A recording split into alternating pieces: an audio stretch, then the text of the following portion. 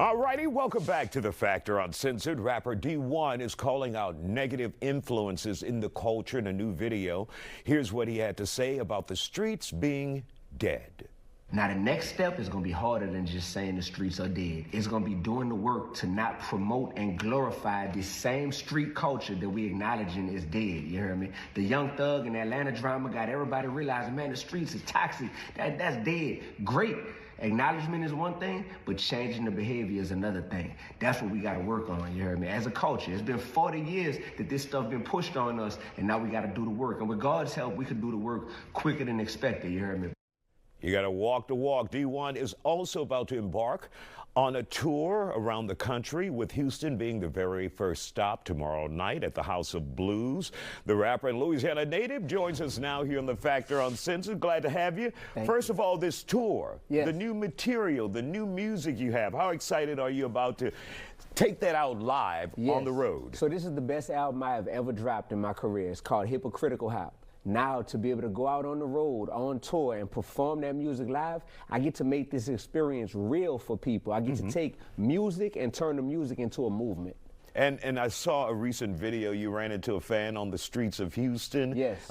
Do you have a lot of fans here in Houston? The concert is almost sold out. So yes, people can still get tickets, but I have a huge fan base. Houston has always been one of my top 2 markets in the whole country.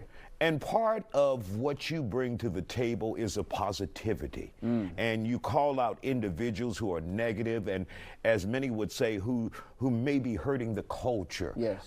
Preaching one thing, doing a different thing. Tell us a little bit about that and the road that you've chosen to travel. So God has put me on this earth to be a light. I just so happen to be a rapper, so I have to shine my light inside the rap game. Unfortunately, we've made things like murder, drug dealing, disrespecting women cool.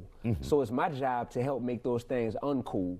And people don't like when you call them out because they feel like, man, I'm making money off of this, so don't tell me how to feed my family. But what is it to feed your family if you poisoning the rest of our families with that message? Now, you have received criticism for calling people out, but you have not stopped. Nah.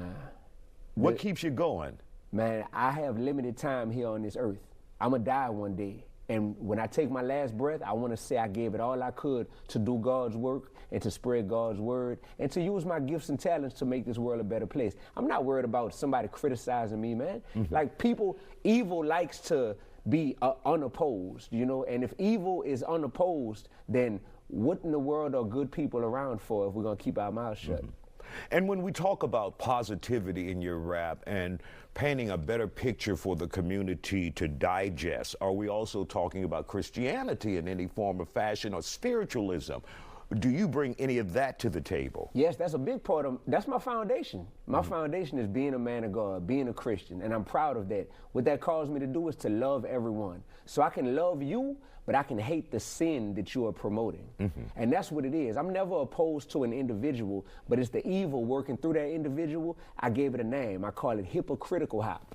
Hip hop is amazing. It changed my life. Hip hop is a beautiful culture, a beautiful art form. But hypocritical hop is when we take all the negativity, the greed, the just all the stuff that the devil would be proud of, and we make it seem cool. That's hypocritical hop, and that's what I'm trying to kill and eradicate.